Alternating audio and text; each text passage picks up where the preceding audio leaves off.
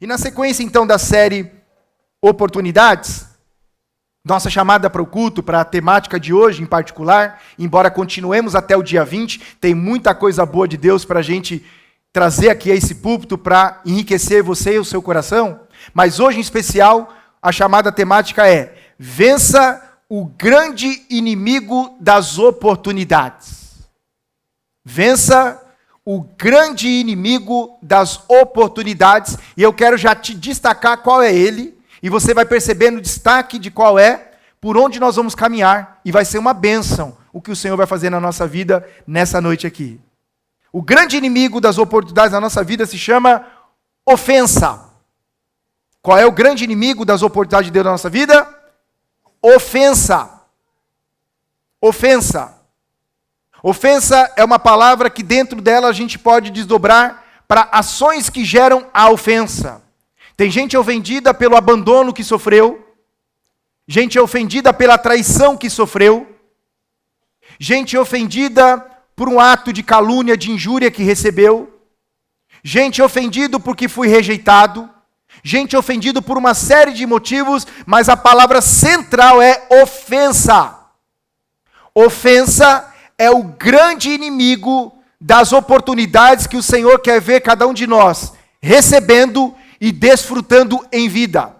Vamos tratar desse assunto com muita clareza. Eu queria que você olhasse, nós vamos destacar um único versículo, embora eu vá citar outras passagens bíblicas, mas nós nos deteremos num único versículo. Abra a sua Bíblia, ou ligue se você usa virtual, no livro da sabedoria.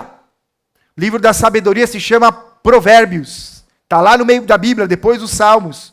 Provérbio de número 18, versículo de número 19. Provérbios 18, 19.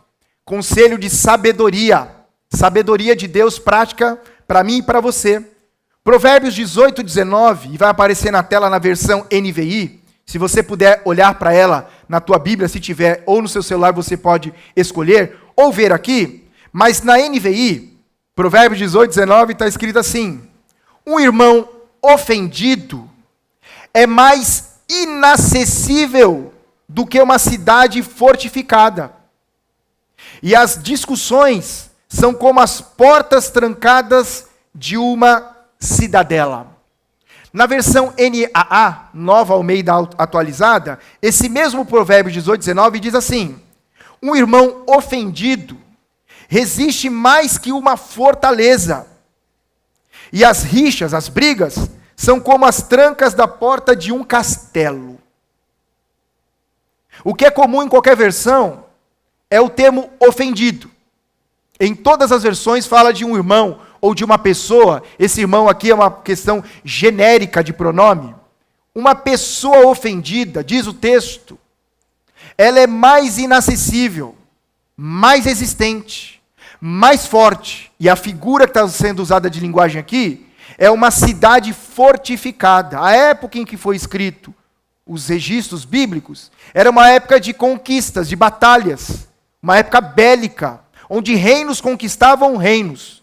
E dentro desse processo de conquistar havia um mapeamento do reino que haveria de ser então conquistado.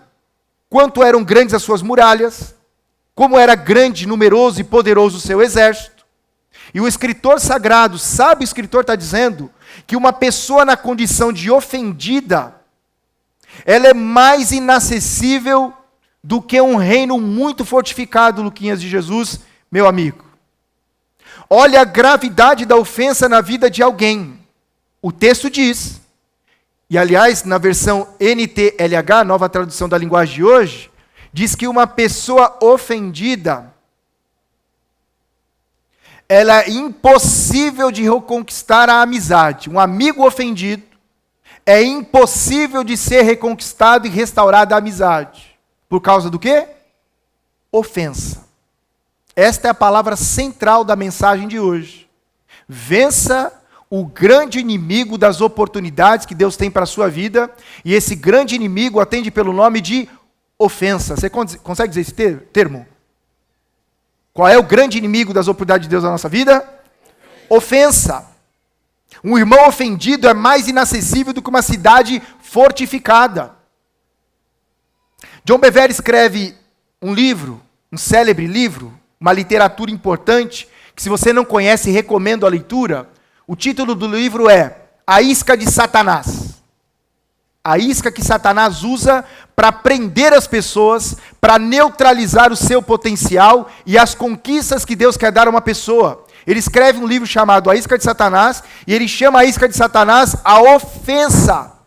Ele passeia pelas escrituras de Gênesis a Apocalipse, pegando história de pessoas que viveram aquém do que poderiam viver, porque abrigaram ofensa no coração.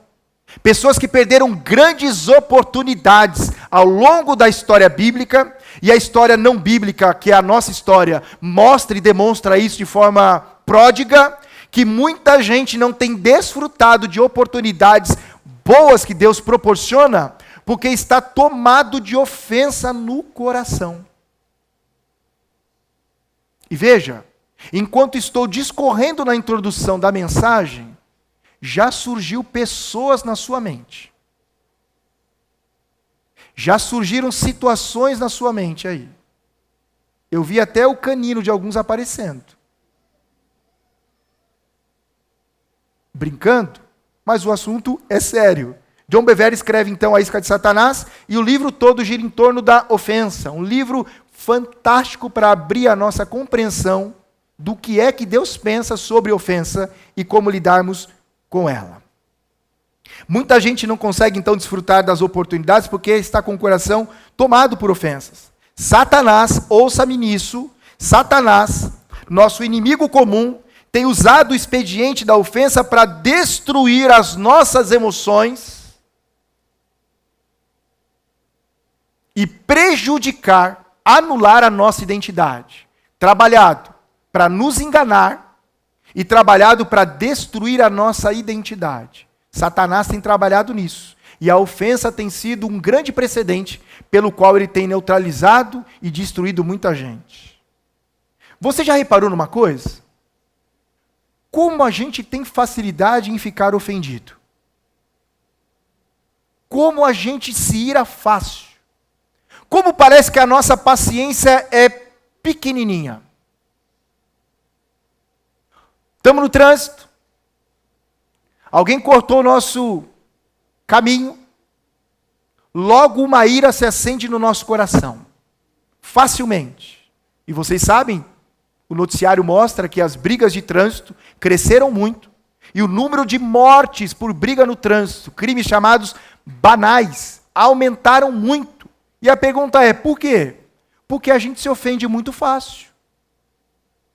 Talvez nós estamos vivendo a era em que as pessoas são mais vulneráveis, mais suscetíveis, mais sensíveis a estímulos chamados ofensa do que qualquer outra. Tem a era da internet, como vimos aqui da semana passada, que potencializou isso. Quanta gente ofendida com gente que não viu o seu post. E ofendida às vezes porque viu o post e não curtiu. E outras estão enxateadas, ofendidas, porque viu o post, curtiu, mas não comentou. Tem gente viciada em postar para ver se a pessoa vai olhar. Aquela pessoa precisa olhar. Se a pessoa não viu naquele dia o Instagram ou qualquer outra rede social e não interagiu comigo, as pessoas se sentem ofendidas. Já viu gente assim? Que se ofende com qualquer coisa? Uma olhada diferente ofendeu. Quantos casamentos não poderiam ter sido salvos do divórcio, do fracasso chamado divórcio, se houvesse um pouquinho mais de paciência em ouvir? Porque, em geral, os grandes conflitos conjugais são resultado da falta de paciência de ouvir o outro lado.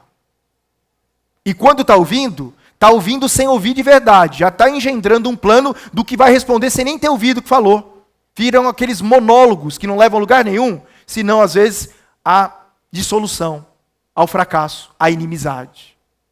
Porque, olha, eu estou casado há quase 15 anos, estamos juntos há quase 18, e nesse percurso toda a nossa vida tivemos divergências de opinião, de ideias, de valores, nunca de princípios, mas de prioridades. E sempre o que nos ajudou e tem nos mantido abençoados no casamento tem sido a disposição em ouvir. E não são raras as vezes em que eu paro para ouvir meu amigo, a minha esposa, com atenção, eu descubro que eu estava com uma ideia equivocada, baseado na aparência do que eu achava que era. Quando eu ouvi, eu pensei comigo, eu estava errado, Anderson? Ela está com a razão? Quantos conflitos de ordem afetiva, amorosa, de relacionamentos entre entes queridos, poderiam ser solucionados se a gente parasse para ouvir, mas a gente parece que não tem tempo, não tem disposição e não tem interesse nenhum a ouvir. Queremos ser ouvidos o tempo todo. Vivemos um tempo onde os conflitos das chamadas minorias na nossa sociedade, não só brasileira, mas mundial, esse clamor por representatividade, essa luta por oportunidade de igualdade, está causando entre nós divergências e rupturas que não se ligam mais. Parece que nós estamos o tempo todo lutando pelo aquilo que é importante para nós, pelos nossos interesses pessoais, pelo legítimo desejo de ser feliz a qualquer preço e a qualquer custo. E isso está tirando da gente a habilidade de ouvir as pessoas, colocar-se no lugar delas, expressar empatia às pessoas. Por quê? Porque invariavelmente, quando a gente para fazer isso, nós descobrimos que as pessoas têm razão e eventualmente, não tão eventual assim, a gente está errado. Aí o orgulho entra em cena. É melhor ter razão do que qualquer outra coisa. Vivemos numa época assim, que as pessoas estão com o pavio bem curtinho. Qualquer coisa é motivo de briga.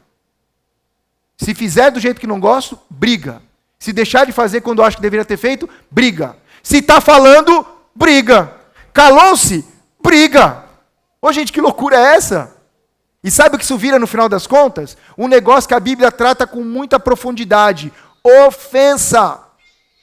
Pessoas ofendidas. Pessoas agora que começam a expelir outras. Começam a se fechar no seu próprio mundo. Cristalizam o coração sob o pretexto de que estão se cuidando para não serem mais ofendidas na vida, se isolam e passam a ser alvo fácil do diabo. Gente ofendida abre um precedente na vida para que Satanás tenha legítima ação na sua vida. Tem gente doente no corpo que nasceu na doença chamada ofensa, que é na alma. Vai no médico, faz ultrassonografia, não encontra a raiz de uma doença. O médico chega à conclusão que ela precisa de ajuda psicológica, ajuda médica de sanidade mental, porque o problema dela não é no corpo, é na alma. Quando vai ver, ofensa envolvida. Ela está ofendida. E uma pessoa ofendida, ela tem facilidade a guardar rancor, ficar magoada, se isolar, desenvolver ódio e desejo de vingança, que é o estado mais triste da ofensa. Se parece com o quadro da sua vida, fique em paz. Deus tem uma palavra de vitória para mim e para você nessa noite. O nosso Pai está aqui. Quem faz a ferida, liga. Eu estava dizendo para alguns amigos que quando esse tema surgiu no meu coração dentro dessa série Oportunidades, eu relutei, Érica. Falei, Senhor, final do ano. O povo está precisando de uma palavra de esperança, profética, para cima, uma palavra de ânimo, de estímulo. E o Espírito Santo disse para mim, ministre isso.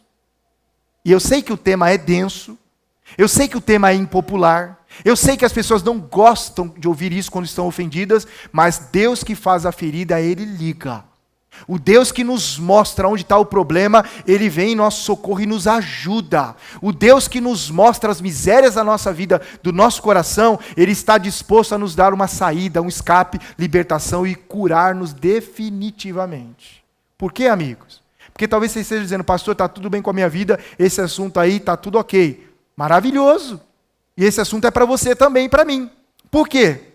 Porque a dinâmica da vida é uma dinâmica de ofensa o tempo todo. Nós vivemos num mundo ofensor. Nós vivemos num mundo competitivo, num mundo capitalista, num mundo em que parece que a gente está o tempo todo degladiando para ocupar um espaço e tem alguém pulando na nossa vez, tem gente que está na nossa frente, tem que ser anulado, tem que ser extirpado, tem que ser arrancado. Nós vivemos num mundo louco, o tempo todo ofendendo. E nós, uma hora, ou somos ofendidos, ou nós somos os ofensores. Essa é a dinâmica da vida, nós não somos coitadinhos. Nós também ofendemos as pessoas. Vamos fazer aqui um teste de verdade? Quantos aqui já ofenderam alguém pelo menos uma vez na vida? Então o assunto aqui é para nós. Por quê? Porque embora você não esteja, porventura agora, sofrendo da ofensa no seu coração, eu e você precisamos guardar o nosso coração, porque em algum momento nós seremos ofendidos de novo. E a forma como nós reagimos às ofensas fala mais da gente do que quem nos ofendeu. Vou aprofundar isso em outro momento. Mas estamos falando sobre ofensa. Vivemos uma geração muito vulnerável, uma geração extremamente sensível. Tudo ofende, tudo magoa. Sabe o que isso revela? Quando a gente fica ofendido com muita facilidade, ou permanecemos ofendidos por um tempo, revela que nós estamos cuidando muito pouco do nosso coração. E revela uma outra coisa que os especialistas chamados coaches têm falado aos montões por aí, sobre inteligência emocional. Já ouviu isso? Eu e você precisamos ser inteligentes emocionalmente. É verdade, agora a pergunta de fato, e a gente é inteligente emocionalmente? Não responda para mim. Mas nós não somos em geral. Tem faltado, mas o Senhor está conosco. Veja, por exemplo, que Jesus foi em alguma vez na sua vida, no seu ministério, de 3 anos e meio sobre a face da terra, Jesus foi ofendido alguma vez? Muitas! Chamaram de beberrão, comelão, de habitação de demônios, de pai de espíritos maus, de cooperador do pecado dos outros, e a lista é grande. Jesus, algum dia você vê nas páginas da Bíblia que Jesus se sentiu ofendido ou se permitiu estar ofendido? Não. Por quê? Porque Jesus tinha a sua identidade muito bem definida. Pessoas que se ofendem com facilidade, se permitem ficar ofendidas, em geral, são pessoas com dificuldade na sua identidade. Tem dificuldade de expressar quem é de fato. Eu e você somos filhos amados, filhas amadas de Deus o Pai. Somos capazes de escrever nas redes sociais, não importa o que digam de mim, o que importa é o que Deus fala de mim. Quando recebe uma ofensa, agem como se nunca tivesse escrito aquilo que escreveu. Ou que não creem que escreveu naquilo. Porque a frase é bonita, mas a ofensa é um grande teste do nosso coração. Volto a dizer e vou falar isso algumas vezes. A ofensa, a forma como reagimos à ofensa, na verdade, fala mais de nós do que daquele que nos ofendeu. Até porque, gente, eu abri um parênteses aqui, uma liberdade poética, tem coisa que a gente chama de ofensa e nem ofensa é. Estou vendo uma geração e não se incomode com o termo aqui não, porque eu estou nela, estou dizendo para mim também, estou pregando para você não, estou pregando para mim. Estamos vivendo uma geração mimizenta. Tudo ofende. Qualquer coisinha chateia a gente. Qualquer coisinha é dormir de bico. Não quero mais. Vira para lá. Vou dormir no sofá. Vou me trancar no meu quarto. Me ofendeu. A gente fica chamando tudo de ofensa. Estamos vivendo um tempo onde as pessoas traduzem tudo como ofensa. Tem um tradutor no coração de falou alguma coisa, deixou de falar, me ofendeu. Precisamos tomar muito cuidado porque a palavra ofensa, ela é muito maior do que a gente imagina. Por vezes, pomos termos na nossa boca que a gente tem pouca compreensão do que é a grandeza e a magnitude espiritual e chamamos tudo de ofensa e não é ofensa. Às vezes foi uma inabilidade na locução verbal, na forma de falar. Foi uma falta de habilidade em fazer alguma coisa em um determinado momento. Por que tudo tem que ser ofensa? Porque o nosso coração está tão sensibilizado com essas coisas? Porque a nossa paciência está tão pouca? Por quê? Está aqui algumas pessoas que estiveram comigo junto na última segunda-feira, Érica. Enterramos a Yolanda, uma irmã querida, o pessoal do diaconato aqui, tudo conhece. Uma irmãzona, uma pastora entre nós aqui, de coração, uma mulher com quase 84 anos de vida. Morava sozinha, tinha uma vida só, solitária no sentido assim de não ter marido e filhos, viveu para o Senhor, intensamente, apaixonada, todos os anos aqui nessa comunidade. Foi encontrada domingo pela manhã, morta em casa. Os irmãos passaram para buscá-la para vir ao culto, Fabinho. Ela não respondeu, vieram para cá, ela não estava aqui, voltaram para lá, olharam da janela, perceberam na cama, pegaram um cabo de madeira lá, alguma coisa, cutucaram e perceberam que a irmã Yolanda partiu para o Senhor. Todo o processo. Segunda-feira, isso aconteceu no domingo, segunda-feira estávamos lá, 3 horas da tarde, no velório da irmã Yolanda. E foi lindo o velório da irmã Yolanda. Já disse para vocês que eu tenho apreço por velório? Estava lá. determinado momento, o pastor Gil, que estava liderando a ação fúnebre ali, ele abriu espaço para as pessoas falarem voluntariamente do que foi a irmã Yolanda para cada uma delas. Amigos, deu vontade de morrer. Brincando assim, mas é fato. As pessoas se levantaram para falar da irmã Yolanda. Irmãos da igreja falando da importância da vida da irmã Yolanda na vida delas. Prestador de serviço, pintor, fez questão de parar o trabalho para ir lá para dar um tchau para a irmã Yolanda. Uma menina, não sei se você está aqui, moço, se você tiver uma noite chuvosa, você pode se manifestar, estava lá com uma criança, 4 meses frequentando a nossa comunidade, disse que num dia estava desesperada lá, está por aí? Cadê você? Qual é o seu nome? Eu ia te perguntar se você foi embora. Carol, está com a filhinha aí, Carol? Se eu perder algum detalhe aqui, você tem toda a liberdade de parar e me ajudar a ministrar ao coração dessa turma, porque te ouvir lá para mim foi um alento para o coração.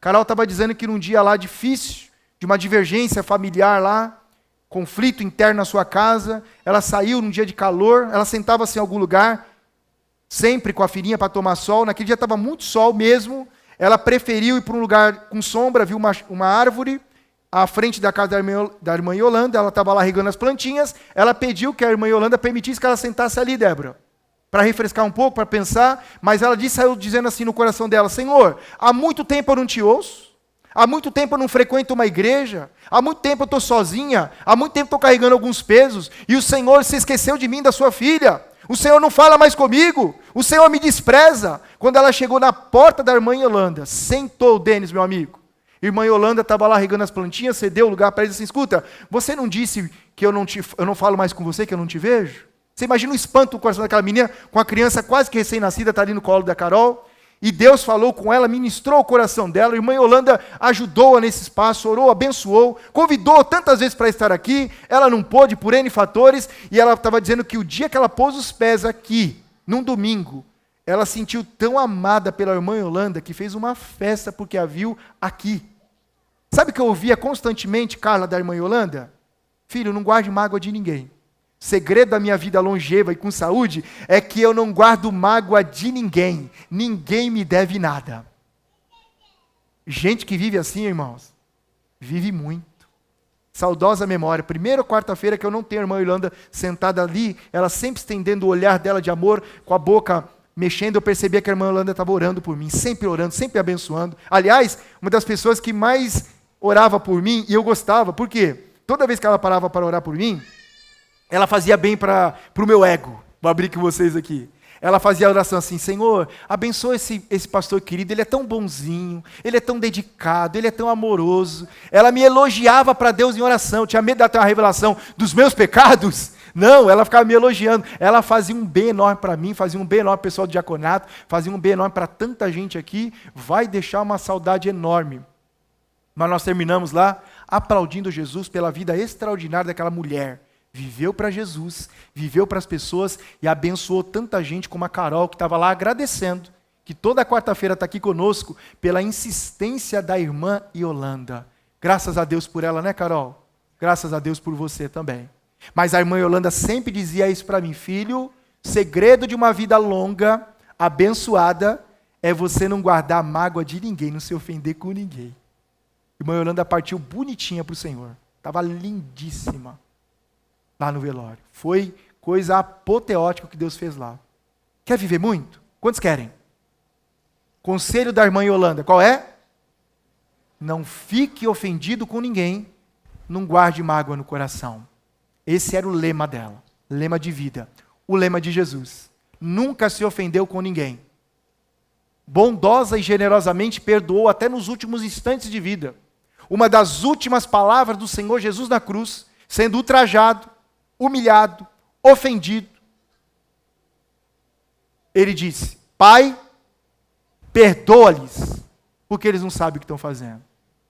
Assim foi Jesus, assim devemos ser nós também. Mas pastor, eu não sou Jesus. E Jesus habita em quem? O Jesus que habita em mim e você, capacita a mim e a você, para não guardar mágoa e estar ofendido com ninguém. Essa é a dinâmica da vida dos filhos de Deus. Mas o assunto das ofensas é um assunto sério. Ele é forte. Eu estava dizendo que as ofensas, quando encontram a gente, quando a gente se vê numa condição ou numa situação de ofendido, isso fala do ofensor, mas fala muito mais de nós. E fala muito mais de nós porque quem nos ofende, não temos controle sobre quem nos ofende, a ofensa que praticam. Mas nós temos controle da forma que recebemos e como lidamos com a ofensa. E sabe, amigos, em geral, uma pessoa ofendida, ouça-me nisso também, em geral, uma pessoa ofendida, ou que se permite estar ofendida com alguém, é uma pessoa orgulhosa, é uma pessoa vaidosa, é uma pessoa prepotente. Porque, em geral, grande parte das ofensas que nós abrigamos no coração tem relação com aquela sensação de que alguém fez alguma coisa que não deveria e que eu não merecia. Que alguém deixou de citar o meu nome e eu era digno de ter meu nome citado no encontro. Alguém não me ofereceu o melhor lugar e o melhor lugar era meu. Alguém não foi gentil, cortês e educado como eu gostaria que fosse e que eu mereço ser, então eu estou ofendido. Alguém que não fez aquilo que a minha expectativa diz que ele tinha que ter feito, e geralmente muita gente tem vivido assim, colocando sobre o outro expectativas que são impossíveis de serem supridas. Tem gente que não está satisfeita com nada, com o máximo que você faz não está satisfeita, e ela está propensa sempre a estar ofendida. Por quê? Porque é uma pessoa orgulhosa. E como é que você sabe, pastor, que é uma pessoa orgulhosa? Porque se não fosse orgulhosa, ela perdoaria. Deixa eu fazer uma correlação com vocês aqui, para ficar claro uma dinâmica importante. Nós podemos ter uma reação natural de sentirmos-nos ofendidos por uma ofensa que praticaram conosco. Isso é natural. Alguém age de forma agressiva, irresponsável com a gente, alguém que a gente ama muito, porque geralmente a gente se ofende com gente que tem acesso ao nosso coração, alguém fez ou deixou de fazer alguma coisa e nos ofendeu. Foi aquela sensação momentânea. O problema é estarmos ofendidos, permanecermos na ofensa, porque a primeira resposta que nós devemos dar, sempre que nos sentimos ofendidos com alguém, é perdoar, mesmo que não nos peça perdão. Está aí a ponta do orgulho. Eu até estou disposto, pastor, a perdoar se me pedir perdão. E se a pessoa nunca te pedir perdão, você vai curtir até quando essa ofensa?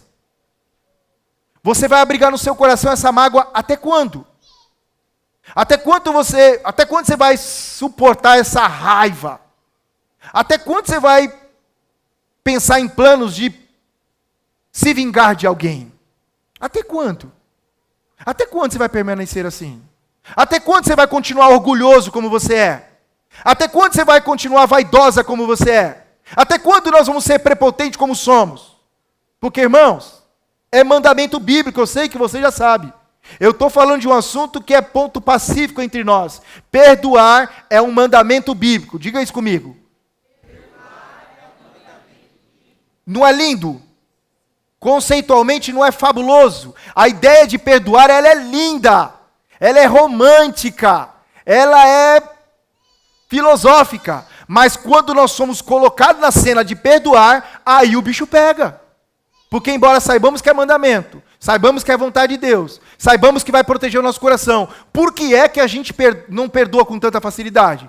Porque somos orgulhosinhos. A pessoa não devia ter feito o que fez comigo. Ela não podia errar como ela errou. Ela não podia ter feito jamais o que ela fez comigo.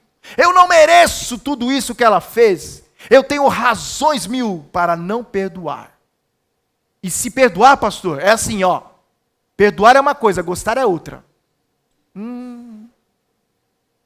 Foi a mesma crise do apóstolo Pedro.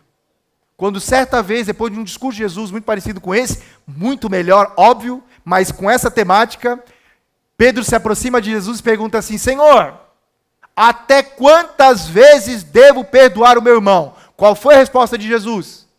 70 vezes 7. Você que é bom de matemática, quanto é 70 vezes 7?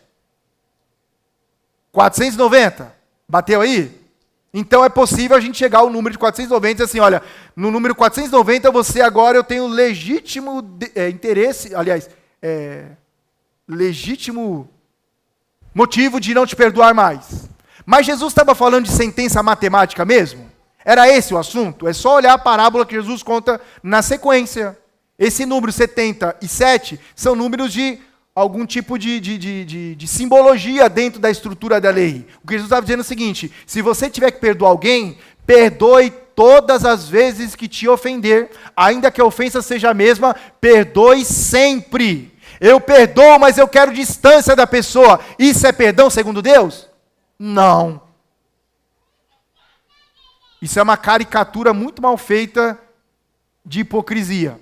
Porque no final das contas, boa parte de nós que estamos ofendidos com alguém, aqui no auditório e em casa, ou onde quer que você esteja, nós estamos ofendidos porque nós somos muito orgulhosos. E sabe o que Deus quer quebrar na nossa vida? O orgulho, a vaidade, a prepotência. Porque Deus dá graça aos humildes. Deus dá graça para a gente que não é vaidosa. Mas Deus resiste a gente arrogante e orgulhosa. Gente arrogante e orgulhosa, ela vira uma espécie de uma redoma. Ela põe diante dela e ela fica inacessível a Deus. E gente que está curtindo ofensa está morrendo aos pouquinhos. Certeza que aqui no Vila Formosa, que é o cemitério mais pertinho da gente, cemitério da Vila Formosa, tem muita gente que morreu lá antes do tempo. Poderia estar vivo ainda, produzindo e abençoando. Morreu antes. Morreu do quê? Morreu de ofensa. Comprometeu a sua saúde emocional, comprometeu o seu corpo físico e morreu antes do tempo. Podia estar vivendo.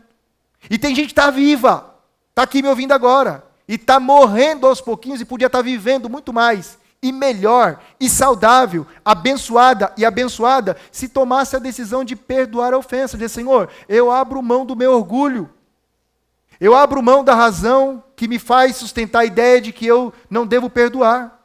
Porque, olha isso, perdoar a ofensa de alguém não é tornar legítima a ofensa que praticaram contra você. Olha o orgulho atuando aí. Perdoar as ofensas que praticaram contra você e contra mim não torna aquela pessoa legítima naquilo que fez. Eu não dou para ela a ideia de que ela fez certinho. Não. Perdoar é um ato de amor, de obediência e de submissão a Deus, para que a gente viva bem na terra. Quem perdoa é abençoado. O perdão faz mais bem para quem perdoa do que para quem ofendeu. Porque talvez a pessoa que te ofendeu nunca tenha consciência que te ofendeu, nunca volte para te pedir perdão. Talvez a pessoa já até morreu, aquela pessoa que te fez mal, que abusou de você em qualquer área da tua vida. Essa pessoa talvez nunca volte para te pedir perdão. E ela está vivendo bem a vida dela. Você está acompanhando no Instagram. Ela está sendo promovida, ela se casou, ela teve filho, ela está viajando, ela está nas Maldivas agora, e você está curtindo ofensa. O prejuízo é de quem está ofendido. Abra mão do orgulho, abra mão da vaidade, abra mão da prepotência, abra mão dessa ideia filosófica do diabo, que se você perdoar, você vai fazer papel de bobo ou de boba. Não vai, você vai fazer papel de filho de Deus. Há uma frase que diz que nós nos parecemos com os animais quando matamos, nos parecemos com os homens quando julgamos, mas nós nos parecemos com Deus quando perdoamos. É uma questão de escolha de cada um de nós. Eu quero me parecer com Jesus o tempo todo, e você? Jesus guardou a ofensa de alguém no coração? Tomou a ceia com os 12, lavou os pés de Judas, serviu a ceia a Judas, estimulou Judas a fazer o que ele já estava decidido a fazer no coração, quando ele disse: o que você tem para fazer, faça logo.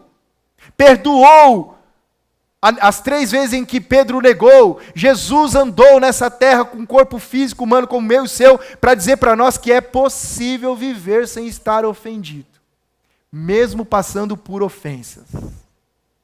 Faz sentido, amigos? Usar um termo de um recurso de linguagem do Anderson, faz sentido? Então é mentira do diabo.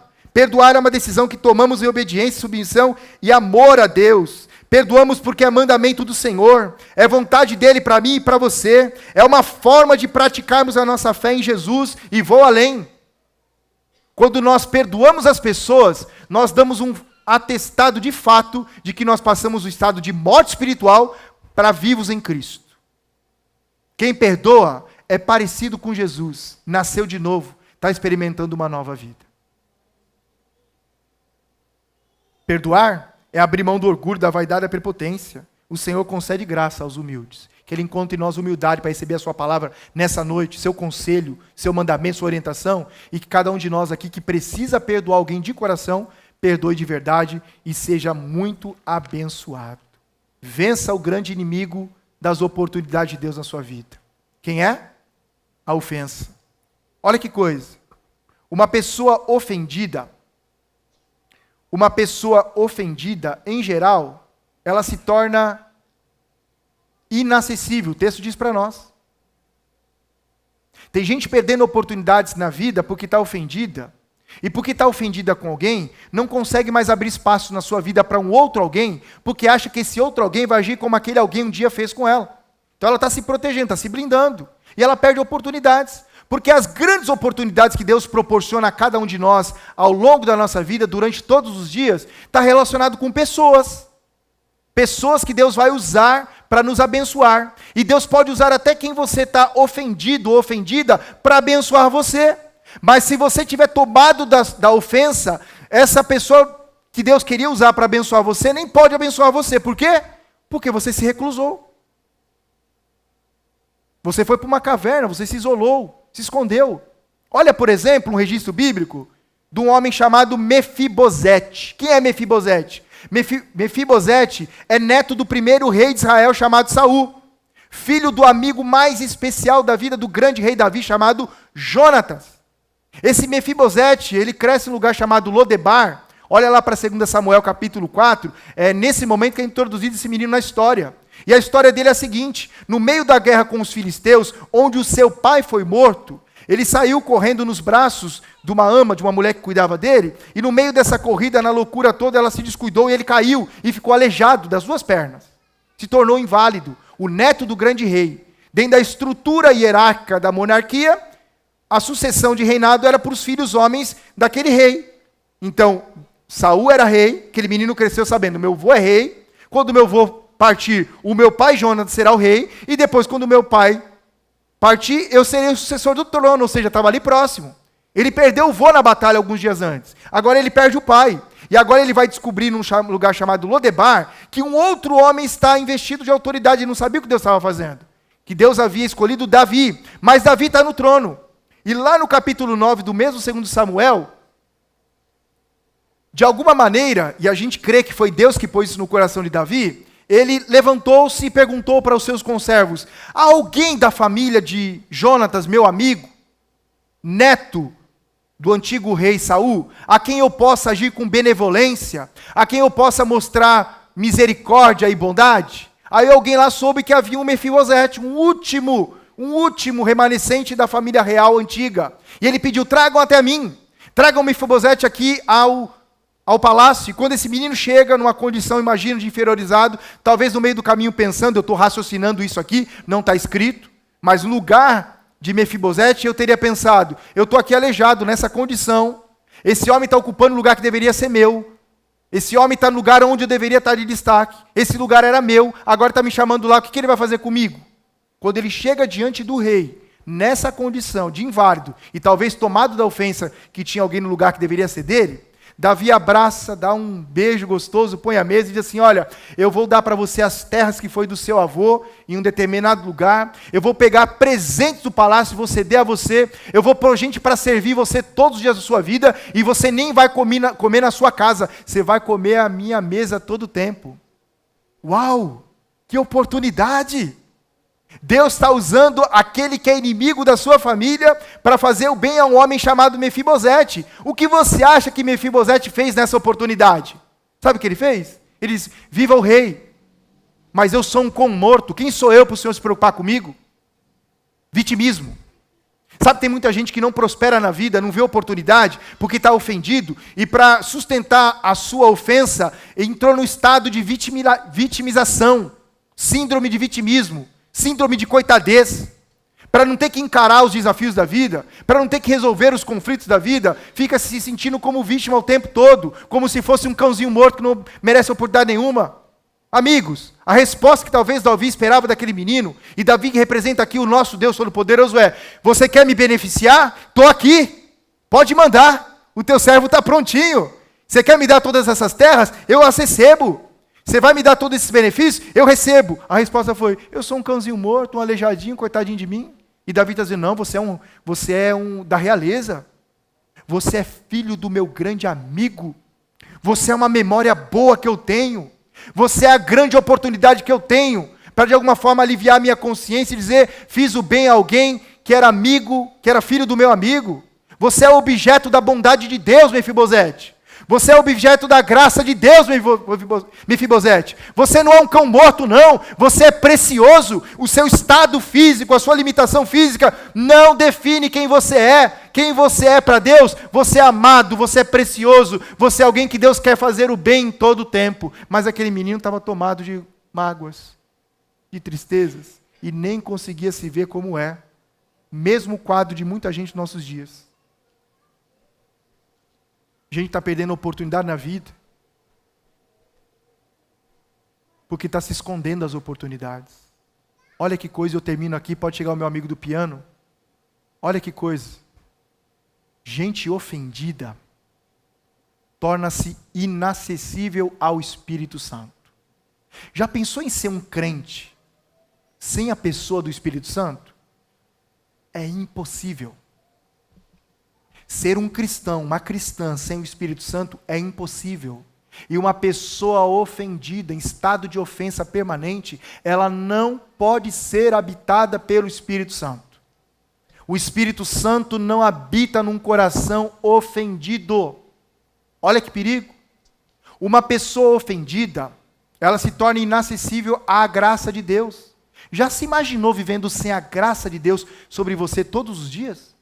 Já se imaginou vivendo sem a poderosa mão do Senhor sobre a sua cabeça todos os dias? É assim que vive uma pessoa ofendida, inacessível à graça de Deus. Uma pessoa ofendida não sorri. Pode reparar. Uma pessoa ofendida é uma pessoa infeliz. Uma pessoa ofendida é uma pessoa que despreza oportunidades. Por quê?